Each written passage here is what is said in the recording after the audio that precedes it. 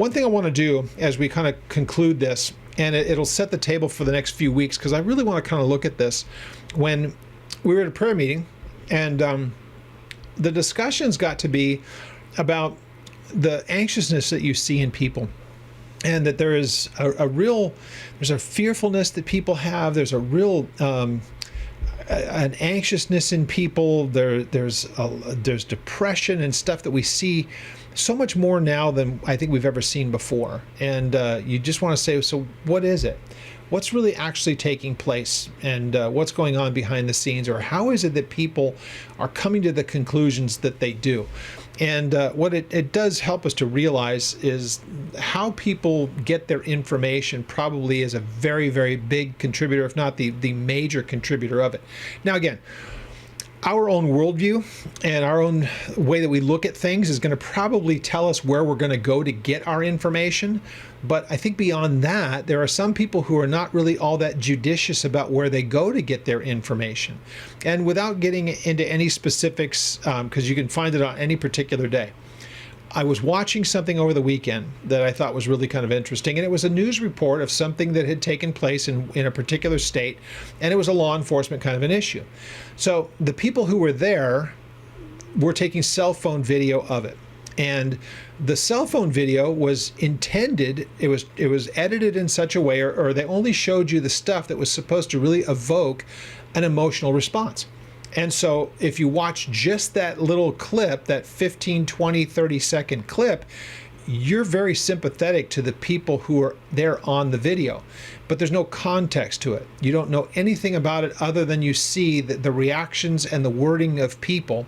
But if you were able to see what was going on before it and what happened after it and the reason why it took place, all of that stuff, when you get all that information, you realize what you saw in that 30-second clip is nowhere near reality, but it was an agenda by the person that was showing the little clip that they were.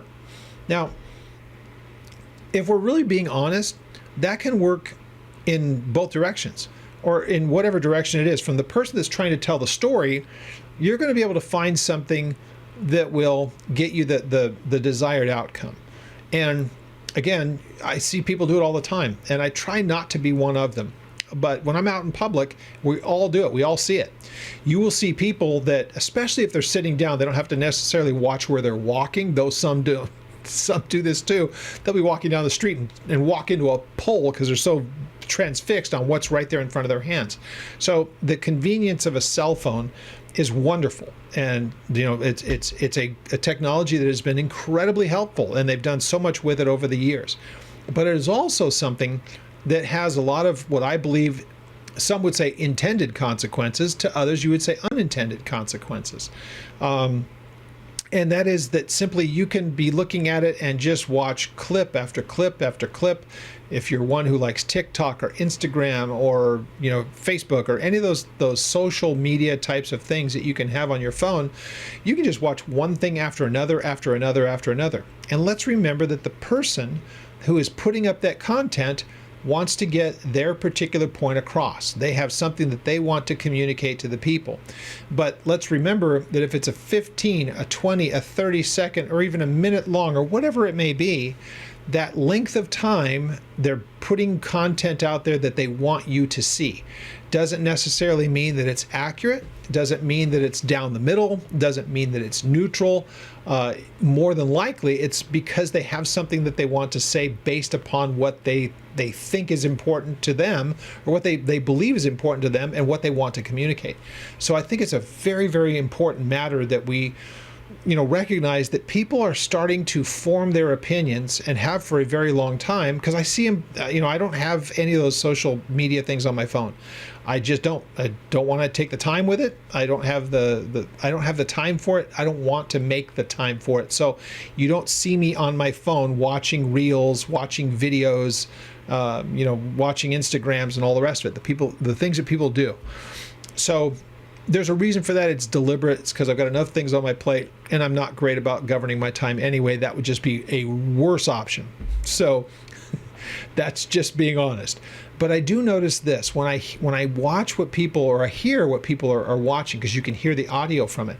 You just go, And in some cases, you know exactly what that video is about and what they're trying to convey. There are times when I will hear those things and go, that's not even accurate. That's agenda driven. That's because the person putting out that content has an agenda, and we all have them. Let's be honest. But the idea that you have a narrative that you want to put out to the world doesn't necessarily make it right. But if a person doesn't have a filter for that, doesn't really know anything more than what they're just reading or listening to in that clip, they're going to maybe take that as, well, this is accurate. Why? Is it a trusted source? Or do you even stop for a moment and just say, I don't even know who this person is who's made this. I wonder if what they've just said is in any way accurate. Is it true? Now we live in the world of AI, and you can get images and even voices of people that we might recognize their face and their voice more so than even the face, because even the faces are pretty easy to kind of, you can tell, but the voices are getting pretty impressive in how they can mimic a person's voice. It may not even be that person and what they said. So the technology is becoming very, very interesting. And again, I believe that technology can be completely benign. It might be something that that the person using it can use it for neutral purposes, good purposes, bad purposes, could be any of those things. It just depends on the person. So the technology is one thing. What's done with the technology is really the issue. And that's kind of what you want to be, that should be the filter that we all use. If your life is being affected by the stuff that you're watching on your phone or on your social media or whatever else, if someone's opinion or their view of life or whatever, however they're communicating that, if that's having an effect on you, and we're going to go through these, what does the Bible say about anxiousness? What does the Bible say about depression? What does the Bible say about fear and anger? Because those are all things that end up coming from what you're watching. And they will either, they're going to affect you in some way or another. The question is, what does the Bible say about those things? And if you find yourself struggling with those things because of the input that you're getting, you're probably wanting to change the amount of input that you get. So we'll look at that over the next few weeks, and I think that this is just such an important matter for us to consider in these days, because the exchange of information is unlike anything I've ever seen. Well, clearly, because technology advances. But just thinking about what it was like watching these people who struggle with so much, these young adults and teens, that was not happening. There was no way to communicate. Gosh, our phones still had cords, and they were on the wall. So that was a whole different way of communicating back then, and information didn't travel the same way as it does now. It's instantaneous, and people, that's why we have the terms of influencers. And sometimes people can influence you with all kinds of different things that are not good for you. And I think that's happening an awful lot in the world around us, and we'll start to examine that over the next few weeks. But starting with this, how do people get their information? And then secondly, what's the resulting effect on the person that's seeing those things, and whether or not that what they're getting is anywhere near accurate, or is it just agenda driven and they don't even realize it? So we're going to look at that over the next few weeks. I just think it's an important matter that we should all be able to consider, maybe even by looking at and curbing our own amount of intake. So interesting stuff.